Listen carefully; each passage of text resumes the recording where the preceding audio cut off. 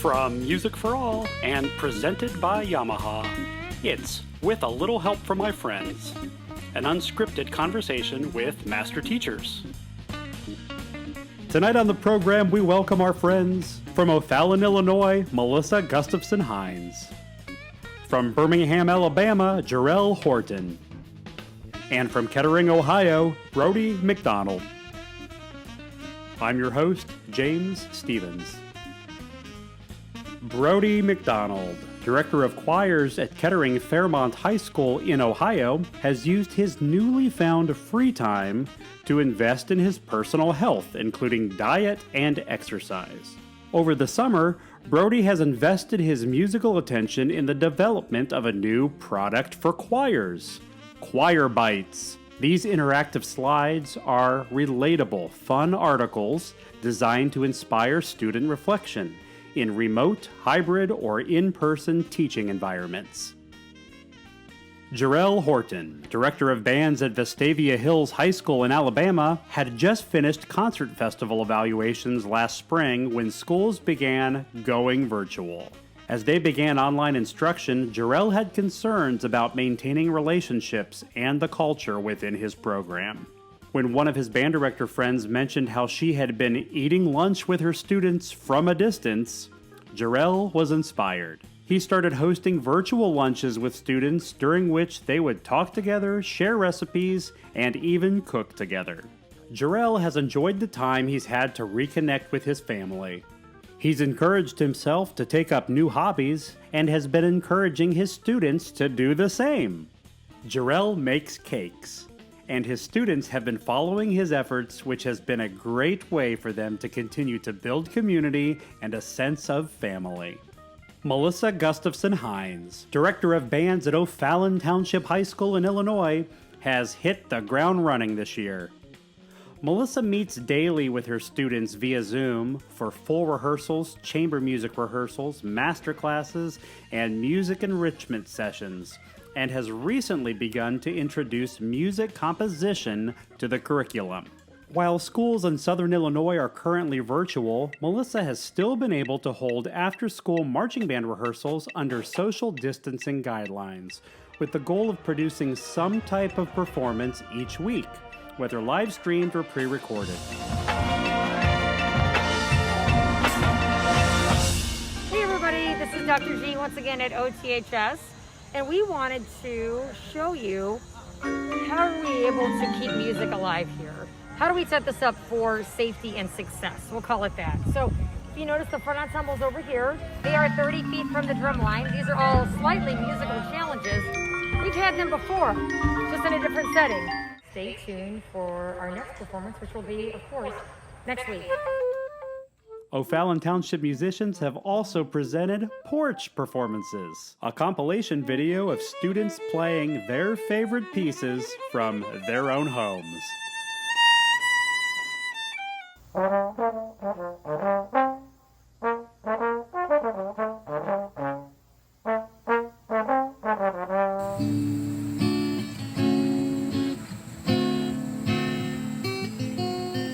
Please welcome my friends, Melissa Gustafson-Hinds, Jerell Horton, and Brody McDonald. Good evening, ladies and gentlemen. Thank you for being here with us tonight for Music for All's With a Little Help from My Friends, presented by Yamaha. I'm James Stevens, and thank you so much for choosing to join us tonight. This is going to be a lot of fun because, friends, we've got some friends indeed. So grab a cup of coffee, I've got mine, or any beverage of your choice because you're in for a real treat with three very special people this evening. Now, before we open the phones, let's take a look at some of the questions that were submitted online through our website. This first one comes from Keith in Colorado. Keith, thanks for writing. He says, how can we best develop connections with kids, especially our new students, when we aren't working with them face to face? Melissa, I'd love to start with you. Just seeing kids as a face on a computer screen. Let's talk about that. Yeah, hello everyone. So we've done a number of different things here, and I'm still trying to develop some new things going forward because we are still virtual here. We can do some outside rehearsals as you saw in the video, but all of our classes are virtual. So I'm constantly thinking like, what is new? How can we still connect with students? How can students connect with students? So this summer, obviously we were doing all the Zoom meetings and different things like everybody else was doing, but I was very concerned about kids hanging out with kids. And so when we were done with our little rehearsal session, we allowed them to Zoom out together. We had a drum major go with them, but the flutes were always, they sent a new link in, and then they were able to go and talk about flute things and their t-shirts and the flute chants and different things like that. So every section did that. So they were able to get to know each other and meet and greet online. So that was a great way for us to start. During classes, some other things that we did basically last year at the end were show and tell. We did music show and tells within their house of what different music things they had. We did name that tune of music that I like and current things and other things. So that was pretty fun. We did things like that. And then, and this is for everybody that's watching tonight, every time I watch one of the Music for All shows, and there's so many, I usually gain 1 to 2 to 3 really great ideas that I plan to keep right now and later on. So these are a couple of those. So they're not my ideas. I do want to say that they're other people's. One thing I've learned is how to connect with the freshmen with the older students. So I know another school, I think that was on the last one, right? James, I think that was on the last one where you're pairing up a freshman with a senior, which especially in this world would help because they may have the same teachers. They know how the band schedule works, someone they can talk to during this time. So we are in the midst of developing that. Another thing that I've been thinking about is how to connect with our feeder schools. Usually I would have been down there multiple times during the week and seeing those students and helping the teachers. So obviously we're not able to do that in this current framework. So we're planning to develop instrument clubs where we meet maybe once a month or once every couple months. And it's like flute club. And we talk about all the flute things we do at the high school. Maybe some of our students can play for them and they can answer questions and meet and greet, just very casual and very social. A couple of things that we have done and continue to do is make little goodie bags for all the kids. Like the trumpets have their own little thing, and then the low brass do just little gifts for everybody, so they have family and unity. And the other thing that I have been doing is anytime I get an email from a parent or especially a new member or freshman, I try to send them a really nice note within the email besides their response as to, hey, you're doing a great job, or something really specific that I've been able to observe and connect with them. And then the other thing I'm thinking of doing, just because I have a smidge more time than I normally would be sending some postcards and making a band postcard and sending it to all the new students of just, hey, we're so glad you're here. You're doing a great job. And just some things that we've seen, just a little kind of surprise and not telling them that I'm sending it. So those are a few things that I've been doing and really plan to continue to do a lot of those when we become more traditional. So. But a lot of these ideas I've gained actually from these sessions. They've been great. Melissa, thank you. You know, the postcards, that's a great idea. And I got to say this about my friend, Melissa, folks. The writing, the handwritten note, a lot of people say is a lost art. Melissa will always take the time to write a postcard, a thank you note, drop a beautiful card in the mail. Just the extra touch point goes a long way. Jerell, I'd like to turn to you again. Connection with the kids. Will you tell us a little about the eating lunch with your students online? That's really cool. It was really fun. I mean, initially I sent a message to them before our normal class meeting, since we were, having our normal meeting for class. And then I just blasted one to the whole band to say, at 11 o'clock on Monday, here are the ingredients that you need. I'm going to show you how to make my family's famous grilled cheese sandwich. And I was really surprised to see how many students like jumped on that day. And we all cooked together, and the whole time, it was fun for me because, it was like I had my own cooking show, but I could also ask them to chime in and kind of show me their progress. So a lot of them would say, hey, Mr. Horton, look at my sandwich, or Mr. Horton, my skillet is burning. So I had to remind them that, this is a slow process, turn the burner down and things like that. So, it was just a really fun way to kind of recreate those daily interactions that you have when you can see people in person. It almost felt like we were all in the same room together, even though we were not. So it was a lot of fun. I absolutely love it. And I guess it's the perfect time, Jerell, right, to share with the world that the next Music for All show in development is Cooking with Jerell Horton, right? Oh, I'm for it. Yeah, that's right. So I'm going to go to the next question, and Brody, I'm going to throw it your direction, because this one comes from Kevin in Minnesota, related to choir specifically. His question: what opportunities are there for choirs to perform without having to leave the building, which is something that is a ongoing, a little bit of a debate right now. Brody? Sure. Well, the first answer is, if anyone knows, please let me know, because here in Ohio, my school has opened virtually and we have no concerts for the first semester. Our governor has permitted some, but we're only allowed 15% capacity, and our district has just decided unilaterally that we're not going to do any concerts. So what we're going to do for the choir department in the first quarter is we're going to try a new product. A friend of mine, Dr. J.D. Frizzell, is putting out some online product, and he is developing a setup where you get a song and it's available in every voicing, and every voicing works to be sung at the same time. So whether you're doing SAB, SATB, 3-part mix, treble, 2 voices, whatever, you can combine across your choir department and have your multiple choirs singing in the same song together. And so it comes with the music, it comes with a professionally orchestrated recording, and it's sort of a virtual choir in a box. So what we're going to do for the first quarter is put all that together. It's going to be an arrangement of Shenandoah, and I think it's going to be great because, it speaks to longing to be reunited, to be together. It's a perfect sentiment for this time. And I think it's going to be great because in my program, my 8th grade chorus, we've been at normally 55, 65 kids. Our signups in the spring were just devastated with COVID. And so, I've got 15 kids. 7th grade choir has 8 kids. And then the high school numbers are much better, but how do you get those kids to feel tied into something that's worthwhile and connected? So using this product virtually to connect the high school and both middle schools together, I think is going to be a real boon for us. Although, to be fair, virtual choir is kind of like the standard go-to.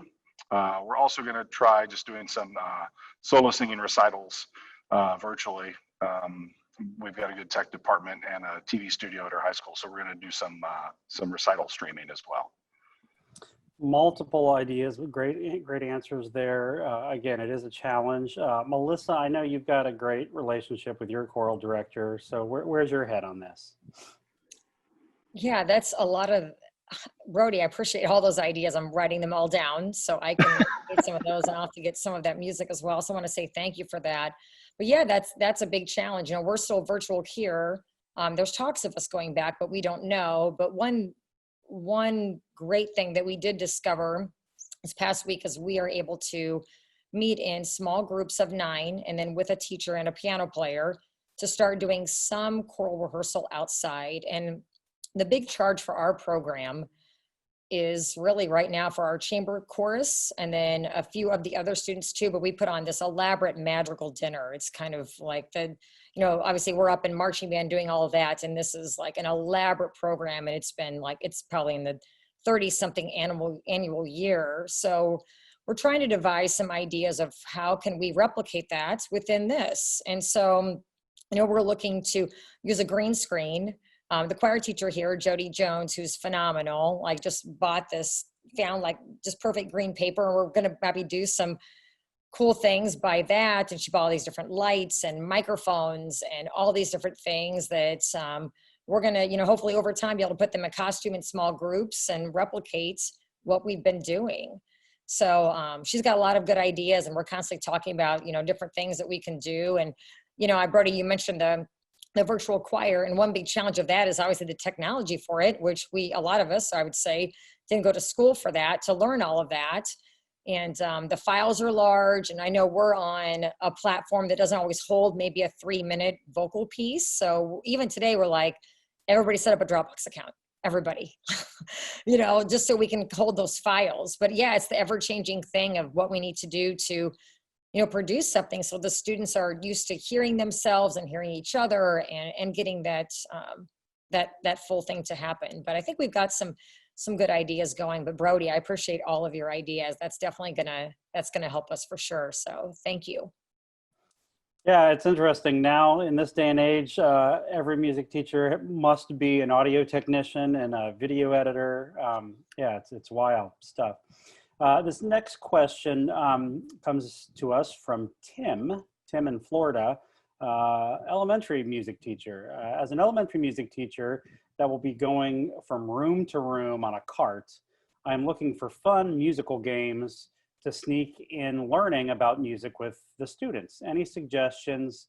My classes are only 30 minutes, but after setup, sign in and leaving to get to the other classes, there is not much time. Looking for something to get them involved and is a mix of fun with learning. If I could, Melissa, turn to you, because again, I know you've got a great relationship with some of the elementary music teachers in your area. Thank you, Tim, for writing in. Yeah, so when I had this question, I thought about different things that I have done, kind of icebreakers into a class or whatnot. But I connected with my good friend, Patty Bjornson, who teaches in District 90 in O'Fallon. And she's actually my daughter's music teacher. So we've connected on that as well. And she's doing some cool things over Zoom. So I knew that was happening. And I'm like, I bet she's got some good things. So she sent me tons of ideas. And some of these I think would be even translate to any music class. So things that she said would be flashcard reading for rhythms. And she said the students could read the rhythm after the teacher, kind of call and response. A lot of things are quick, like call and response activities. She mentioned a lot of different body percussion, which obviously could be call and response. You could create an ostinato, maybe someone has a melody on top. Cool things like that you could, obviously after you do all your check-ins with your kids, like really whip into, getting something to happen musically. And then she mentioned if you've got a CD player or a computer, you've got music going, you can do a lot of improv with different things. She mentioned that. She mentioned there's a lot of resources for movement. She said there's a resource called Move It that's out there that the students basically mirror the teacher. And so that would be something very quick that you could go into. She mentioned, and obviously we'd have to kind of see how things evolve, but she did mention this. So this might be a later on type of deal, but having a few small percussion instruments in a mystery box, but maybe you have different boxes around the students and they pull them out. They don't know what they're going to get. And and they listen to a soundtrack and then they play along with it, something new that they don't know what they're going to be doing. And then they immediately have to respond to it. Which is a little bit of direction. So, and then she, went into, depending on what your school is able to do singing wise, if you're not allowed to sing, so there's a lot of chant things that you still could do within the parameters. And then she thought there was like some singing songs you could, learn by rote.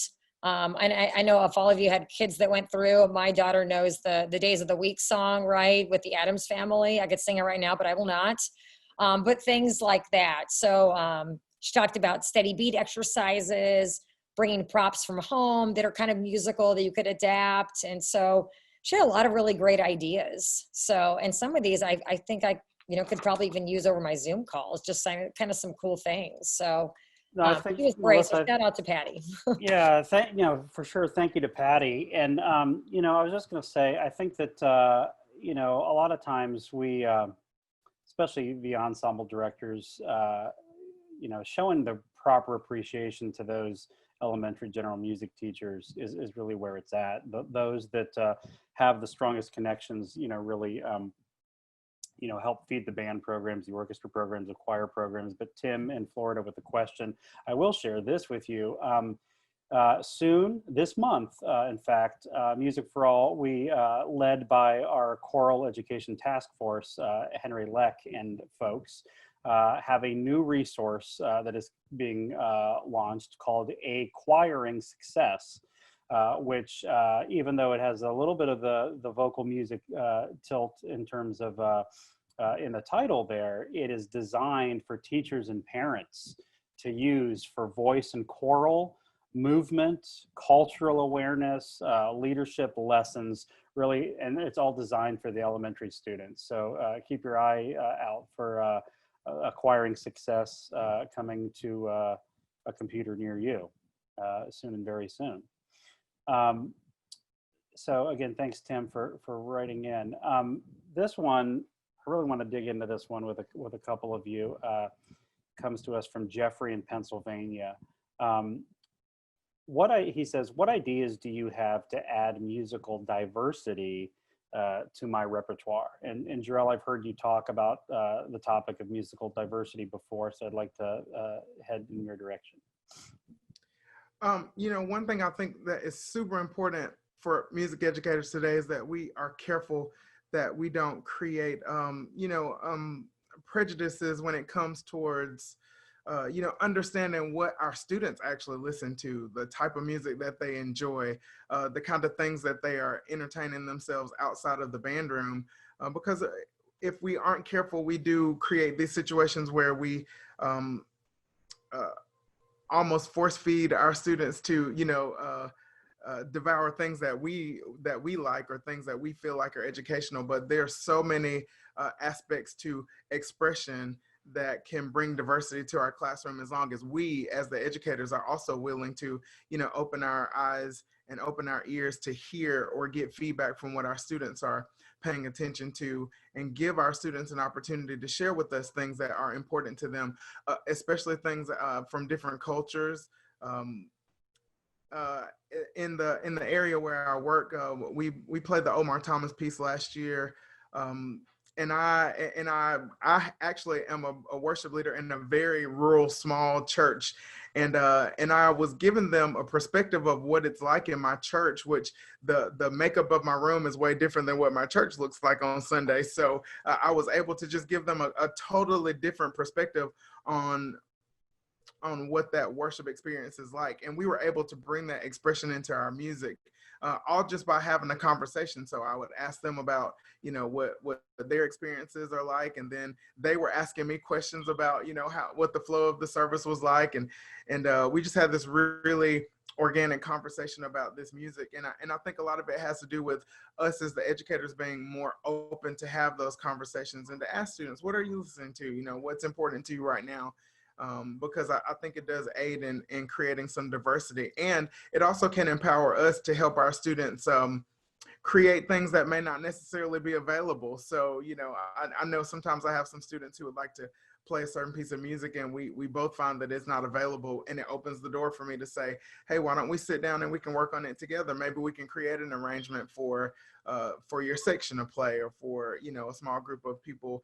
I think those possibilities are there. And I'd like to say one more thing, listening to the conversation between my two colleagues here, who both of you are amazing.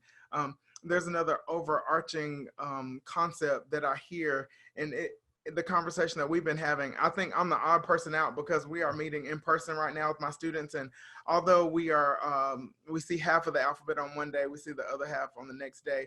It's a different environment than what my other colleagues are doing. But the question that we've been talking about is, can you still do your job with a fair amount of success when the conditions aren't favorable? And I think that these amazing teachers on this in this show tonight are modeling that for their students. And I think it's an amazing thing to be able to just share that concept with especially, secondary age students, because they're going to be out in the college soon. They're going out into the workforce. So we're able to model for them that what we do in our music classes is not just about notes and rhythms, but it's actually about gaining skills that can carry over into lots of other things. So I just wanted to drop that in. Sorry. I know that was not the question that you asked, but I was overwhelmed with that when I heard my other two colleagues talking. Very, no, Jerell, that's great. It's great having you and the team here tonight. Brody, wanted to lean on you here for just a minute as well, just to talk a little bit about your thoughts on adding of musical diversity to rep.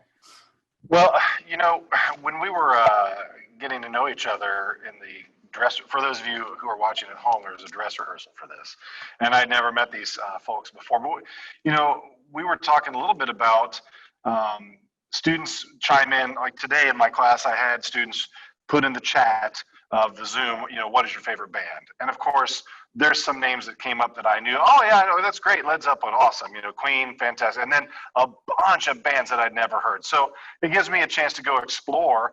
But I think that, the discussions I have with students is, you are listening to things today and you've got all this stuff around you. And we as adults remember the best of what was, right? Time is the great filter of quality. So when we think sometimes, oh, these kids listen to this stuff and a lot of it's not very good, it's because the present day always has a bunch of stuff that's not very good. When you look to the past, you only see the greatest stuff or the worst stuff for a funny reason. So showing kids, what can we see from the past and why is that music great? So when you look at today, how to find the great stuff of today. And, you have to go out and search for things. You can't just let it wash over you and hope. So a lot of our kids are going to be consumers rather than, performers or composers. And we have to have them become an informed consumer so they can go out and vote with their dollars for the things that are of high quality so that our culture continues to increase in quality, if that makes sense. That's not strictly diversity, but. No, I love it because I think it's just a great point on just what stands the test of time, from the history lesson standpoint, and just how we sometimes are quick to get, to judge the music of today, which also, I guess, begs the question, who is the Nickelback of the Baroque era, but anyway, next question comes to us from Ryan in California, which is, this is, kind of one of the be all end all questions. Ryan says, I've been finding myself more stressed out than I've ever been in my life. Both work and things in my personal life seem to bring me more anxiety these days. How do you manage your stress? Melissa, you look stressed. No, I'm just kidding. Melissa, I'd like to start with you if I could. Yeah, I mean, these are challenging times, and I think a lot of it, because every day I talk about it with my colleagues and they bring it up too. It's like, we don't know the end. And, I think we're wired to be like, we're going to do this and perform this or plan this for this certain date. And then we're going to go on to this. And you know what I mean? We're planners. So the fact that we're kind of in a drifty time, I think that's also the challenge. And then to realize that what we're all dealing with is larger than us. I know for me, I'm kind of a control person, but I'm working on it. And I have to just take a step back and be like, this is larger than me. This is something that I cannot control, but I can control the different things I do. So I would say advice that I have and things that I do probably on a daily basis is rely on close friends and colleagues and my family. I have a great support system. So that has been super great for me. I'm like, I talk to my mom every day. She was a school teacher, so she's always hearing all my stories and gives me great advice, along with my husband as well. But I think the other thing that I was thinking about, and I was going to buy a poster and put it in my office, which I may still, and I think my colleague Philip would be okay with it. But I have a 5-year-old daughter, and so we live in the land of Frozen. Most days I'm not Mom, I'm Anna, even though I don't look that way, but that's how I live. And there's a lot of great things I think we can learn from Disney movies. So what I have been going back to all the time is, Anna in Frozen 2 sings that song about the next right thing. So I have to think as things happen and, we have to change and we adapt and we don't know. I just think every moment and literally every day I get up, and then as the day goes, okay, Melissa, what is the next right thing that you can do that's going to be great for kids? And other things in my life personally, moving forward. And so I need to buy that poster so I see her and think, what is the next right thing to do? And I think that thinking of some of those things, it'll get us through. Never underestimate the phone to mom. And Melissa, it's just cool to hear you talk about your mom like that, and just that you talk to her every day, and your daughter who I've met before. And if we do a Mother's Day episode, we should do a thing where everybody comes on here with their moms, I think. So again, the question is about managing stress and anxiety these days. I want to get a chance for both Brody and Jerell to chime in if you have some thoughts. But Brody, I'm going to put you a little bit on the spot here. Maybe is look, I know you've mentioned to me before that your priorities have changed since Yes. COVID. I will freely admit, when I got into the teaching game, I spent a long time being that guy. You know, my choir has to be the best choir, and we have to get all the great ratings and be on all the conventions. A friend of mine once joked and said, Brody only likes two kinds of choirs he directs and choirs he's in. So I was, unfortunately, and I would, you know, and there is some, you know, altruistic side to that, which is, you know, if you make great choirs and kids have great experience. Oh, my room has motion sensors and all my lights went out. Okay, so if you make great choirs and kids learn a lot and have great experiences, that's great. But you know, as I got older and I kept doing that, at one point, you know, my wife, you know, after a string of, you know, spring musical, a cappella festival, all this stuff, she said, you know, hey, what about your own kids? And so I started, you know, trying to work on scaling things back. But man, COVID is just a perspective hammer. It just punches you in the face. And I'd let my health go. I'd let everything slide for a long time because I was always worried about everything else and never took care of myself. So changed the diet, started to work out, and dropped 30 pounds. Still have many to go. I mean, I feel like that's a deck chair off the Titanic at this point. But yeah, I mean, it does make you feel good to have that perspective shift and realize that, you know, it's like the oxygen mask in the plane. If you don't take care of yourself, you're gonna have a hard time taking care of others. And it's easy to forget that. So, you know, that's shift away. Yeah, No, go ahead. go ahead. No, I mean, and now, you know, I feel grateful. My dad was a funeral director, and I grew up in a funeral home. And so, you know, I'm very in tune of, if I get up and I'm on the right side of the grass, then, you know, it's a good day. So that combined with all this stuff, I'm just like, you know what, let's do some things that are good for all of us and let the rest of it shake out. It's all going to work out. It's all small stuff, right? You know, it's you guys, it's just touching. You know, it's like I don't always get goosebumps when I'm on Zoom, but when I do, it's when I'm with Brody. So I'm going to pivot here to Jerell. Again, the conversation is related to just the stress and anxiety. And, you know, brother, I know you've got some answers. It's probably, you know, singing in the car. And if you don't know, ladies and gentlemen, the guy's got some pipes.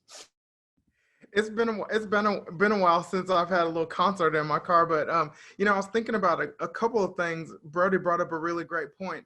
It's funny that whole concept of the oxygen mask I actually talked about with some of my kids the other day, because it is important that we all take care of ourselves, because we're not fit to take care of others if we can't do that. And I know in the intro you may find it funny that I've been making cakes, but I feel like what we do as teachers is we try to teach kids how skills can be transferable.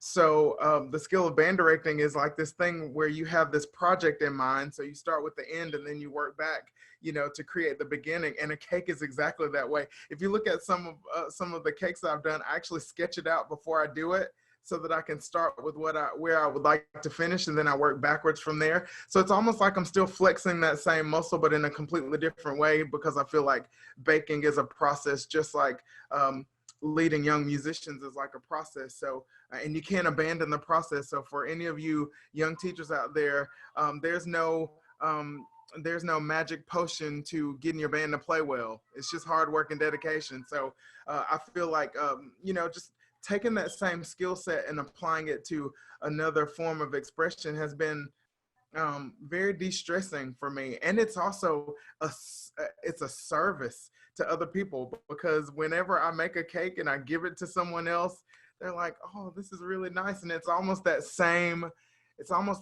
feeling that I get when a kid that comes that's finished the program comes back to say, Ms. Horton, thank you for, these musical moments, or thank you for these life lessons, or thank you for those things. I think it's really important that we find moments where we can be expressive, maybe not musically, but in other ways where you can take that skill and transfer it, and it still be something that is beneficial not only to you, but it can also provide a service to other people. So that's one of the ways that I de-stress.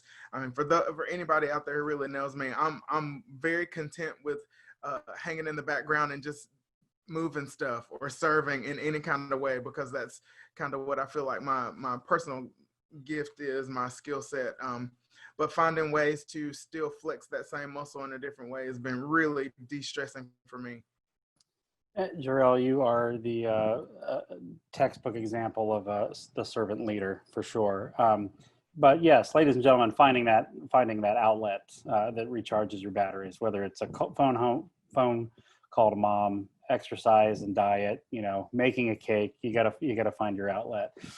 We've got another question here that came in from Ohio. This is Josh, and this one is earmarked for Brody.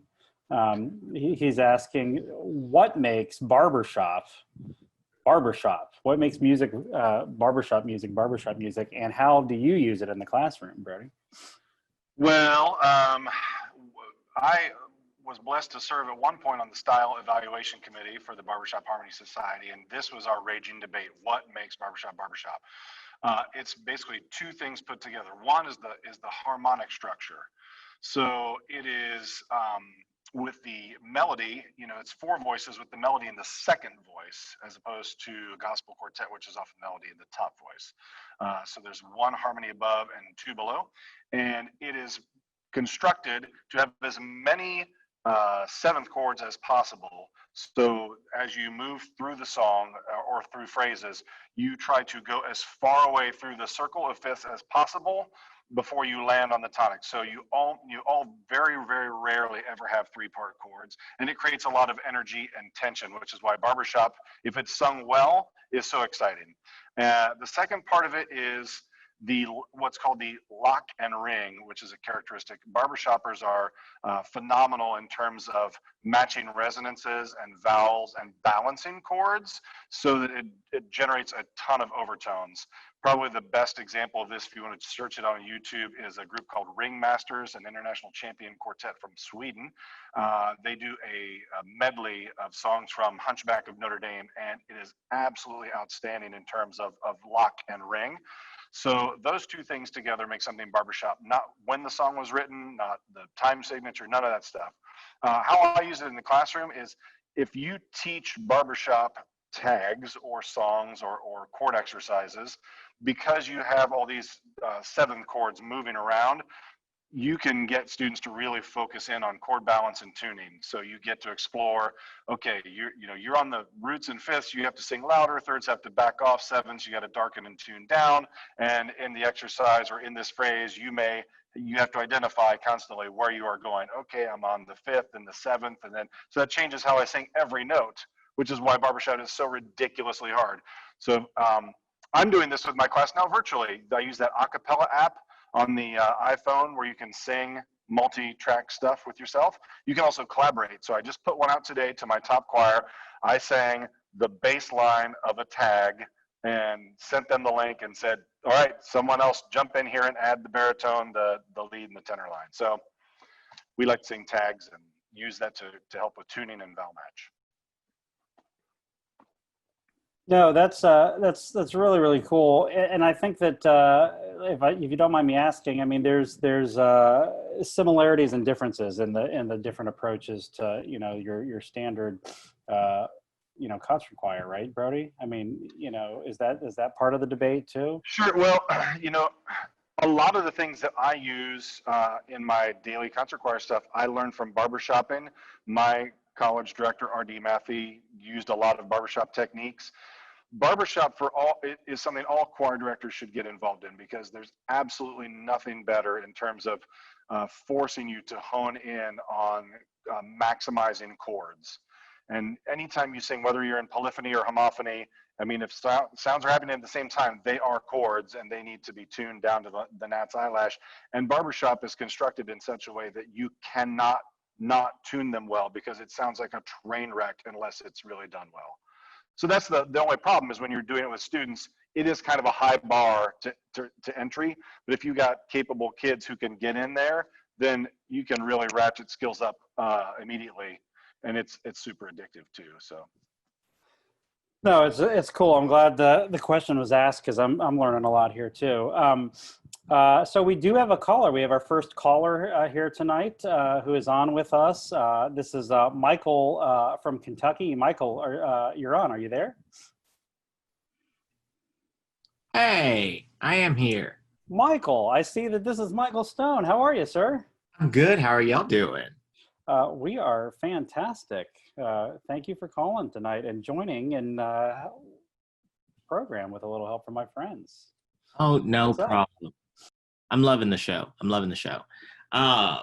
So I actually, while I was sitting here waiting, I actually came up with a second question. So am I allowed to ask 2 questions? For you, Michael, of course. Yes. So first I wanted to ask Brody, I'm also the choir teacher at my school. I teach at Bourbon County High School in Paris, Kentucky.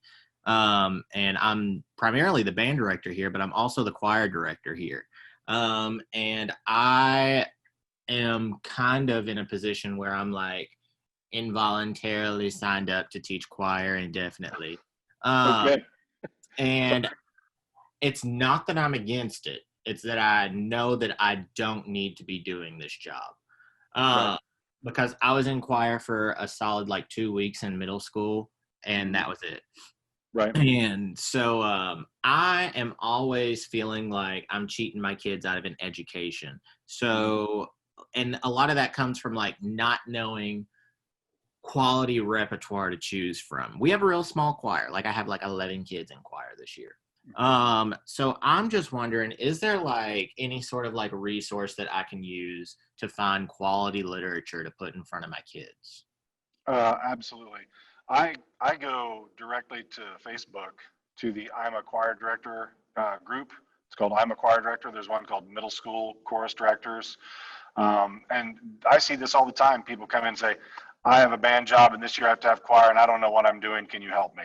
And people will just pile on. I mean, we have great sympathy because we're there sometimes too, I can't even imagine what I'd have to do if I had to, go to middle school band. I just start shouting, help, help, help, So Facebook is great. And of course, if you just ask in your neighboring communities, I mean, if you can find a friend at another school, hey, you guys actually have a choir director of your own, can they help me? And reach out, or just at your state convention, go sit in some choir things and just go belly up.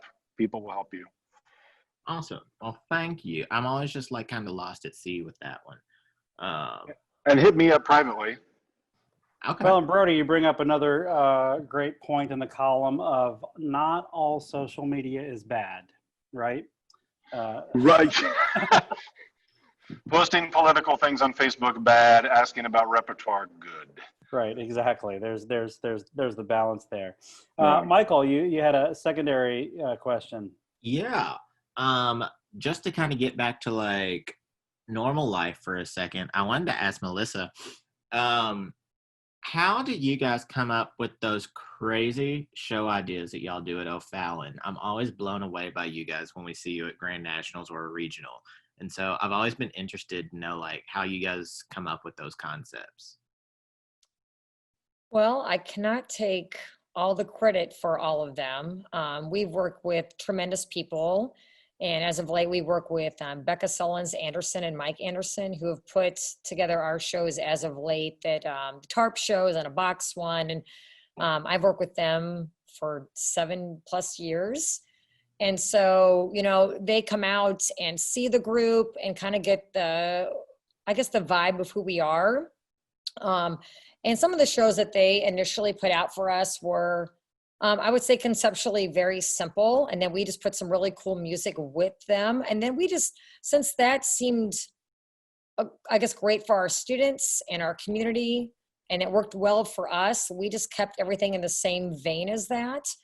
Going forward, and obviously as we were able to get some different skills visually, we highly developed what we've been doing. But we really also, I guess, tried to think about making an identity for us through pageantry and what O'Fallon looks like. If you think about all programs across the country, almost everybody has a little bit of a branding of what they look like with some of these different things. And so we like the modern, not too crazy or as eccentric, but kind of new ideas, innovative things with the arts, and that's kind of what we look for. And so we've tried to keep our same image through all these different ideas. But they come up with these ideas, and I have trusted them, and I'm like, okay, we'll do it. We'll tarp the field, and I just said yes. So, and it's worked for us. Our parents are super supportive of it, and yeah, it's been great. And I like trying new things. I'm a risk taker as a person and as a music teacher, and so it works for me with the kids, and that's kind of how we've grown through it. But it's been exciting, all the different and new things that we have done and developed, and we hope that it's been entertaining for people. We don't put on shows that are super deep or thought-provoking. We just want to make people happy and make people smile. And really, the show that I am putting together now, it's kind of my plan C. It's where it's at is under the same vein. We had other things planned, and obviously we were just under all these restrictions, and so it was almost impossible. But our show title is called The Space Between, because that's what we're all living in, right? And so it's just kind of fun things musically that kids like. And they also have some other meanings, so we're doing Whatever It Takes. We're doing Don't Stop Believing. And then with the space theme, we're doing Rocket Man, because I like Elton John. And I thought, what the heck?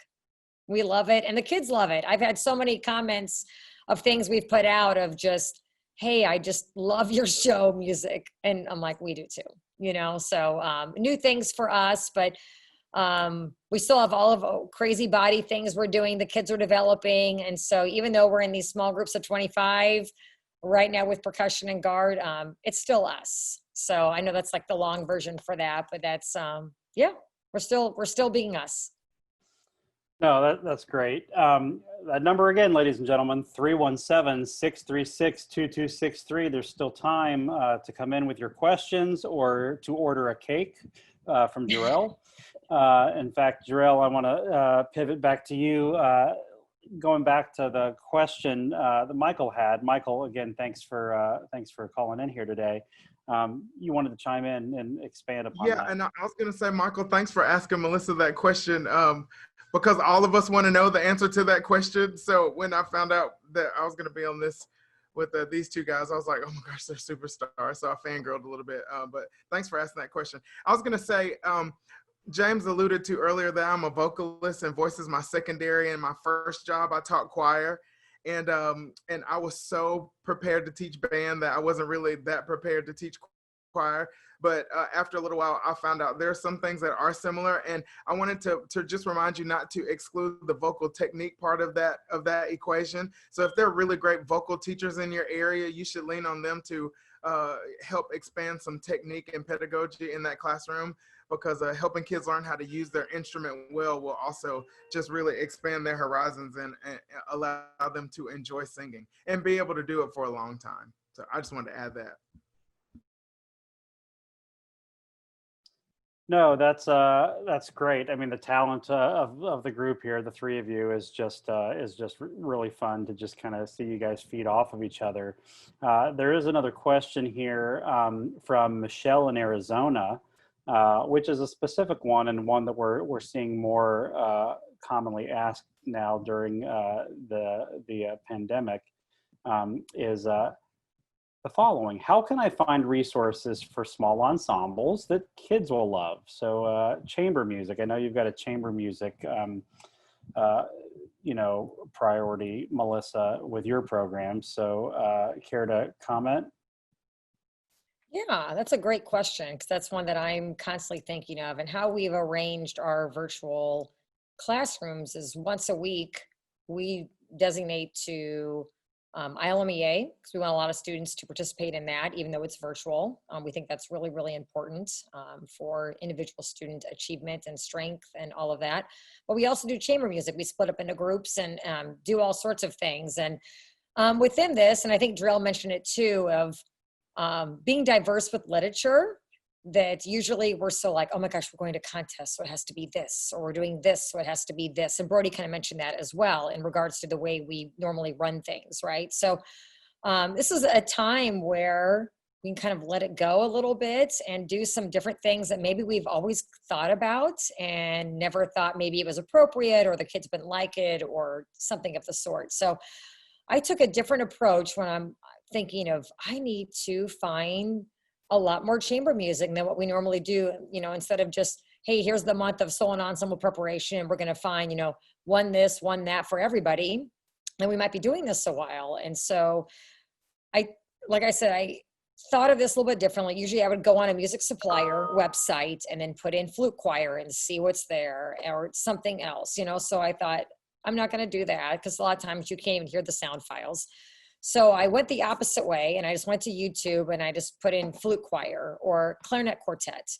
And then I was like, what are people playing? And some really cool things came up. One thing that I'm going to plan on getting that I have not yet, and I think it's only maybe available digitally, but I found a really cool, it's like a 7-minute arrangement of a medley of The Sound of Music for flute choir. And it's done so well.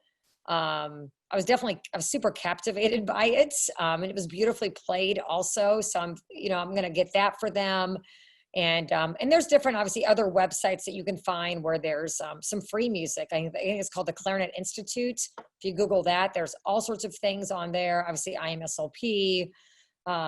There's also, I think it's called Flute Tunes. There's things on that you can find. But really what I've been doing is just YouTubing and finding some cool things. I found an arrangement of Take On Me for clarinet. I think it's either clarinet choir or clarinet quartet. So that's cool. My saxophone ensemble is doing an arrangement of October, and it's literally to the note of the band piece. It's extraordinary. It's pretty amazing. And they found it on their own and practiced it after marching band today. I loved hearing that as I went home to prepare and then come back here. But I think there's a lot of different music. So, you know, if you're finding chamber music, maybe find things that are diverse. You know, I know my clarinets are doing Marriage of Figaro, so they get all their notes down. But they've got a wide, you know, a variety of different literature that I'm planning on putting some recorded concerts on, like a flute night, a clarinet night, and different things like that. So I think there's a lot of cool things. You have to take time to find them, but they're out there. Yeah, and there's a lot of different methods to look, which you mentioned, and your kids are finding some things. So that's Melissa. Thank you, and thank you so much for being with us tonight, Brody. Chamber music, smaller ensemble music, I guess. For vocal music and strings is a little, I think sometimes easier to just pare things down. So I'm not going to dig too much into that with you, but just, what's next for Kettering Fairmont choir kids, and what's keeping you going right now? Well, we have a pretty strong a cappella program, and so what is giving me a little light at the end of the tunnel, hopefully it's not a train about to run me over, but we can't meet in any way except we did get approval to have our a cappella groups meet. They're small enough that we can distance and sing on microphones and still be heard.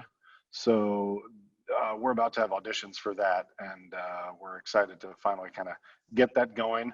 And we're in the process of seeing if we have a pretty big a cappella festival every year, the National A Cappella Festival. We have about 1,000 kids show up. We're exploring our options to do a virtual version of that festival. So beyond that, and just trying to survive all the Zoom meetings, that's kind of where we are. There's a certain degree of Zoom and video conference fatigue. So those of you that are with us here tonight, including our friends, you're all friends. Thank you. Jerell, what's the rest of the school year going to look like for you and your kids in Vestavia Hills? Like I said, we've been meeting in person. Only half of the alphabet on one day, half of the alphabet on the other day. So I think the next thing for us is determining, because there are some schools in our area who have started to meet 5 days a week all together. So that's the next thing for us, is determining how safe we can continue to be, with a larger group of students. And I think the most important thing that's been for us has been helping our students have some perspective in what's actually happening. I think I mentioned this earlier, that, our thing has been, can you continue to do your job when the conditions aren't favorable? And I don't know about anybody else, but I know that all of my kids aren't going to go away and be professional musicians. So I do think that they will all go away and be professional people. So I think I've really shifted my thought process to helping them to digest what's happening, and how can you take things that don't necessarily happen the way you'd like for them to happen, and take all of those circumstances and turn it into something that can be positive. Because honestly, we need the students that are in our class today, we need them to be the problem solvers of tomorrow. So if this were to ever happen again, hopefully we've given them the tools through the things that we're doing in our classes right now to help them to be the problem solvers of tomorrow. And that's really important to me. And I have 4 young children of my own. So the people that I'm teaching right now could possibly be their teacher, could possibly be their doctor, or be a politician. So I'm hoping that the things that we're doing right now, all of us together, not just, the people on this call tonight, but hopefully all the things that we're doing are not so hyper-focused on performances, but they're hyper-focused on developing people to go out and just really be the best people that they can possibly be, because ultimately that's what's most important. Jerell, amen, and thank you, Jerell, Melissa, Brody. I mean, these fine people are in the business of young people, the young people business, and it's just been an extreme pleasure to share some time with you tonight. The mission for Music for All is to create, provide, and expand positively life-changing experiences through music for all. We strive to be a catalyst to ensure that every child across America has access and has opportunity to active music making in each young person's scholastic environment. I want to thank our friends tonight, Melissa Gustafson-Hinds, Jerell Horton, and Brody McDonald. I want to give my sincere appreciation to Music for All's national presenting sponsor, our friends at the Yamaha Corporation of America. I encourage you to please make the Yamaha Educator Suite your go-to educational resource. Please visit the site at the web address listed in our credits. And before we say goodnight, it is important for me to mention that now, really more than ever, these uncertain times continue to impact Music for All, and we are extremely grateful for the donations gifted to our nonprofit organization. If you enjoyed tonight's program, and so that we may continue to provide free educational resources, please consider a gift to Music for All at any amount. Your contribution allows us to serve our mission with future educational programming like this webinar. Please visit us online at the web address listed in our credits. And please consider joining us to be with us on our next show, Thursday, October 29th at 8 p.m. Eastern, 7 Central, with our friends Bobby Lambert, Desiree Overay, and Mickey Smith Jr. Thank you for spending time with us tonight and for being a friend. For Music for All, I'm James Stevens. Good night and have a pleasant tomorrow.